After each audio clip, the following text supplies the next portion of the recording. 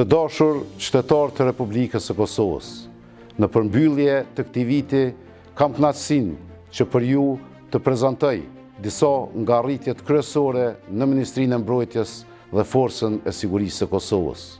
Me qëllim rritjen dhe zhvillimin e kapaciteteve mbrojtëse të Republikës së Kosovës, kemi trefishuar buxhetin për ushtrinë tonë. Buxheti në vitin 2025 është 208 milion euro, apo mbi 2% e bruto prodhimit vendor. 2% është një kërkesë për vendet e NATO-s. Këtë e kemi arritur gjatë mandatit tonë të qeverisë. Kur më herët, ky buxhet nuk ka rritur në 1% të bruto prodhimit vendor. Me qëllim fuqizimin e kapaciteteve luftarake të ushtrisë sonë, kemi investuar mbi 430 milion euro në blerje të sistemeve të armatimit, pajisjeve moderne dhe automjeteve taktike dhe operacionale. Deri më tani, kemi blerë 3 lloje të dronëve luftarak, duke përfshirë dronët luftarak TB2 Bayraktar, dronët Puma nga Shtetet e Bashkuara të Amerikës dhe Mira dron kamikaz Skydagger nga Republika e Turqisë. Kemi bërë ekzekutimin e pagesave për blerjen e sistemit raketor antitank Javelin nga Shtetet e Bashkuara të Amerikës. Tani më kemi në inventarin e Forcës së Sigurisë së Kosovës sistemin raketor Omtash nga Turqia, si edhe sistemin Har-66 dhe së fundi edhe sistemin Panzerfaust nga Republika e Gjermanisë. Jemi në diskutime për blerje të helikopterëve Black Hawk nga Shtetet e Bashkuara të Amerikës dhe kemi blerë edhe armatime e municione të ndryshme nga Gjermania, Italia dhe Republika Çeke. Është bërë blerja e 10 kamionëve multifunksional Rheinmetall, kamion që do të shfrytëzohen për flotën transportuese të Forcës së Sigurisë së Kosovës. Nga Shtetet e Bashkuara të Amerikës kemi pranuar 100 autoblinda Guardian, autoblind kjo që do shërbej si pjesë e inventarit të Forcës së Sigurisë së Kosovës për zhvillimin e operacioneve taktike luftarake të njësive tona. Kemi zhvilluar dhe ndërtuar edhe kapacitetet tona të artillerisë. Janë blerë mortojat 60, 81 dhe 120 mm për nevojat e mbështetjes luftarake për njësitë e Forcës së Sigurisë së Kosovës. Dhe gjithashtu, së fundmi, kemi pranuar edhe automjetet Voran me mortoj 120 mm për shënjestrim digital, një ndër automjetet më moderne në funksion të kapaciteteve luftarake të ushtrive të NATO-s. Si ministër, vlerësoj që një ndër arritjet kryesore për vendin tonë në fushën e mbrojtjes është fillimi i zhvillimit të industrisë së mbrojtjes. Kjo është bërë duke filluar me nënshkrimin e kontratës për fabrikën e municionit, e cila do të funksionojë si ndërmarrje publike dhe si markë 100% vendore. Kjo fabrikë do të funksionalizohet vitin e ardhshëm me prodhimin e municioneve të para të standardeve të NATO-s për nevojat e ushtrisë së Kosovës, policisë së Kosovës, institucioneve tjera të sigurisë, por edhe me qëllim eksporti për partnerët tonë. Po ashtu, gjatë këtij mandati të qeverisë, me qëllim forcimin e kapaciteteve të këmbësorisë, kemi blerë armë individuale si edhe mitralerët e lehtë dhe të rëndë për nevojat e ekipeve të Forcës së Sigurisë së Kosovës. Sot, kur po flasim në depot e Forcës së Sigurisë së Kosovës, ka 3 fish më shumë armë individuale se që ka personel të rekrutuar. Dhe këto investime po vazhdojnë edhe me tutje, duke u siguruar që blerjet të jenë në përputhje me nevojat e Forcës së Sigurisë së Kosovës. Me qëllim të rritjes dhe zgjerimit të bashkëpunimit ndërkombëtar, që ka qenë dhe një ndër objektivat kyçe të Ministrisë së Mbrojtjes, Ministria e Mbrojtjes sot ka të nënshkruar shumë marrëveshje bilaterale me shumë vende të NATO-s.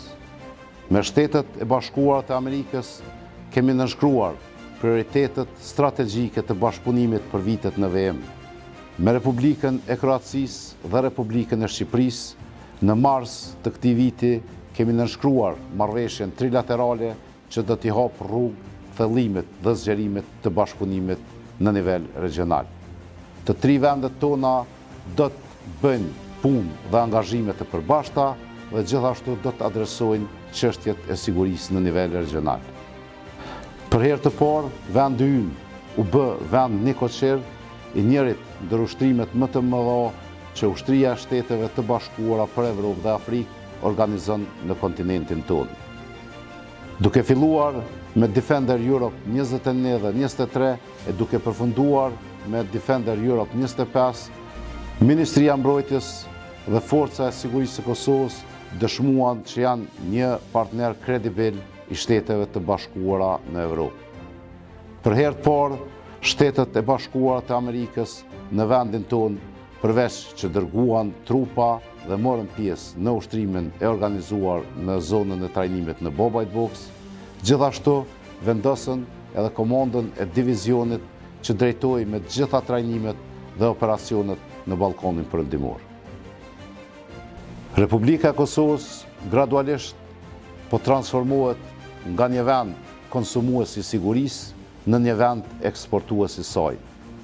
Si pjesë e grupit të kontaktit për mbrojtjen e Ukrainës, Republika e Kosovës po kontribon si akter aktiv në kuadër të këtij grupi. Forca e Sigurisë së Kosovës deri më tani ka zhvilluar 5 trajnime për trupat e Ukrainës në Republikën e Kosovës. Jemi pjesë e operacionit Interflex për trajnimin e trupave ukrainase në Mbretërinë e Bashkuar, kurse deri më tani kemi dërguar 2 pako mbështetëse ushtarake për Ukrainën. Në mbështetje të partnerëve tonë, Forca e Sigurisë së Kosovës zbarkoi me njësi të specializuara të kërkim shpëtimit në Republikën e Turqisë pas tërmetit shkatërrues të 6 shkurtit 2023.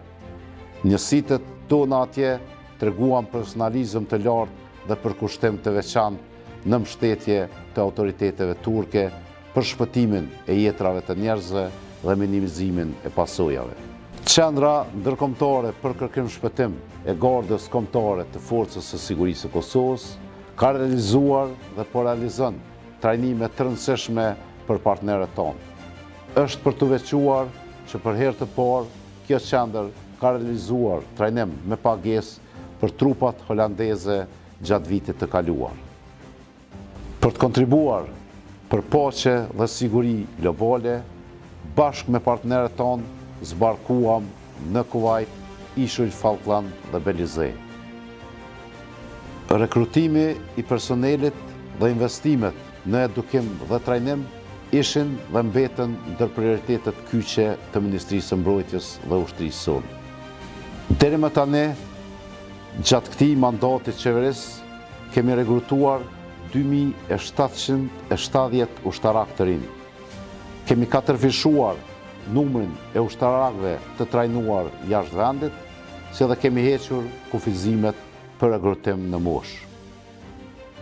Po zhvillojmë programe të reja trajnuese në qendrat tona të trajnimit. Për herë të parë, gjatë këtij mandati kemi filluar me kursin bazë të oficerit dhe kursin e kapitenit karrierës. Kurse këto, cilat në vitet e kaluara janë realizuar në bashkëpunim me partnerët tonë në vendet e tyre.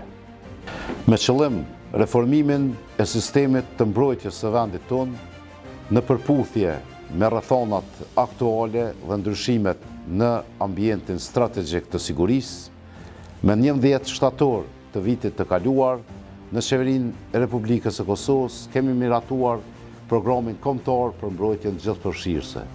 Program që mundson që në të ardhmen gjithë qytetarët e Republikës së Kosovës të kenë rolin e tyre në sistemin mbrojtës të vendit tonë. Për paqen dhe sigurinë globale, bashkëzbarkuam me Ushtrinë e Shteteve të Bashkuara dhe Mbretërisë së Bashkuar. Për herë të parë, vendi ynë bashkëzbarkoi me Gardën e Ajovës në Kuvajt, si dhe me Mbretërinë e Bashkuar në ishujt Falkland dhe Belize. Zgjerimi i infrastrukturës ishte ndër prioritetet kyçe. Morëm në shfrytëzim shumë lokacione me interes strategjik për Republikën e Kosovës.